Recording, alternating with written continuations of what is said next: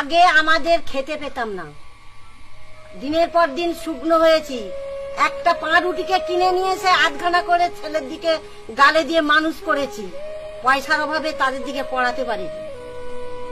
দিদি হাতটা ধরে দিল, দিদি শক্ত করল, তবেই আমরা দুবেলা দুমুঠো খেতে পাচ্ছি। দিদি যে এই যে জমি যাদের আছে টাকা দিচ্ছে চাষিদের চাষ করার জন্য, আজকে বাচ্চারা ছোট ছোট বাচ্চারা স্কুলে গেলে একটা জুতো মায়েরা কিনে দিতে পারিনি, একটা জামা কাপড় তাদের কিনে দিতে পারিনি। তাদের কি হচ্ছে, মা কখন বাবা কিনে দিবে তবে।